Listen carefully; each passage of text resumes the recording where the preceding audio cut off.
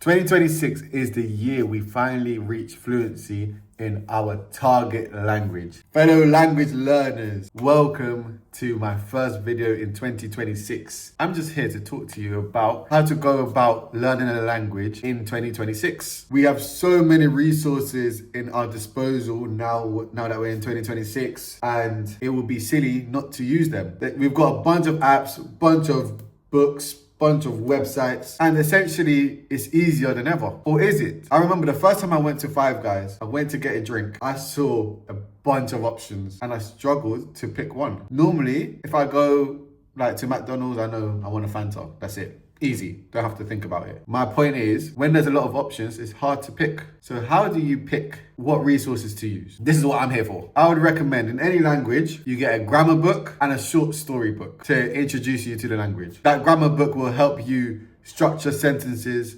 and make sure you're able to start talking. Alongside that, you definitely need to be absorbing the language as much as possible. So for that, I would recommend podcasts and YouTube videos. Netflix is good as well, like movies, shows. But for me personally, for you not to be overwhelmed, just to start off with, podcasts when you're on the go, and when you're at home, chilling, YouTube videos. The reason why, personally, I prefer YouTube videos over, for example, Netflix series, because for me, it's more authentic, these YouTube videos. Obviously, it depends on which ones you go for, but for the most part, they're more authentic. And if you're listening to a language, you want the most authentic version as possible. Whereas with these Netflix series, these movies, they're acting. This is not the way people actually speak. And once you feel a bit more comfortable with the language, try to start speaking. I know that's the hardest part. Speaking is the hardest part and it's overwhelming. Some people would recommend that you start speaking from day one, which I personally don't think that's a bad idea to do. Some people would recommend you speaking after studying for months, which I personally don't agree with. I lean more towards starting from day one. But if you don't want to start from day one, you want to feel a bit more comfortable,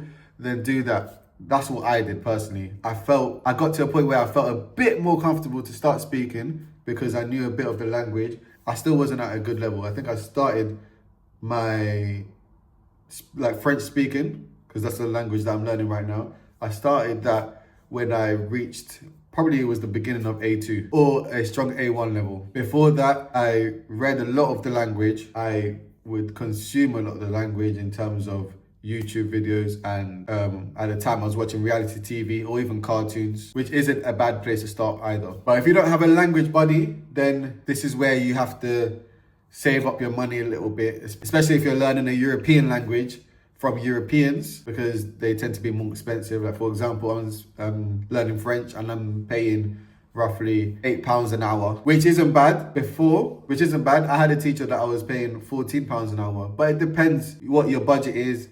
And it obviously depends on the teacher, how good the teacher is. But I think I got lucky and found a good teacher who's not charging too much. But if you're learning, for example, Brazilian Portuguese, you can definitely get away with paying £5 an hour. What I would personally recommend is talking as much as your budget allows you to. I personally do 1 hour a week, but if you can do 2 hours or maybe even 3 hours, just make sure you don't burn out and keep it fun. Make sure you get a teacher where whenever you make a mistake, they will correct you, write it down so that you have a list of words that you've either mispronounced or that you couldn't think of, that you didn't know. And put that list of words into a deck. There's an app called Noji, which is roughly £25 a month, but it probably is a bit more expensive now. I still think it's worth it because I use it every day. Every morning, I will open up the app and go through my deck, my flashcard deck. Due to spaced repetition, it helps me remember every single word that I have added onto that deck. Some words take me longer to remember than others, but with this spatial repetition method, it will ensure you that you will eventually remember these words. So yeah, that's my advice for 2026, how to learn a language, how to go about it. Don't make it too complicated. Don't overcomplicate yourself. Make sure you're having fun. So watch these different YouTube videos, and if you do want to watch series, watch cartoons. Make sure you're immersing yourself into the language. Music as well is really good. I think music, for me personally, is only effective if you're translating the words and if you're learning what the artist is saying. If you're just listening, it's hard when it comes to music to absorb the lyrics, if that makes sense. So choose a favorite song that you've got, translate the lyrics, and not only that you would start to understand it, but once you start to understand the words, you will definitely enjoy the song even more. From my personal experience, that was the case. There's plenty of websites online that you can use to help you with the language. I would recommend you using these websites more as a supplement, not as your main source. I think your main source should be a grammar book, something like this. I've got this complete French book where it shows you grammar, verbs, vocab. With this, you're able to structure your sentences without problems. And this is what I currently use at the moment. This is the only thing I use in terms of grammar. I don't overcomplicate it. I've got this book. I've got another one as well, but it comes together. This one, it teaches you. The other one just tests you.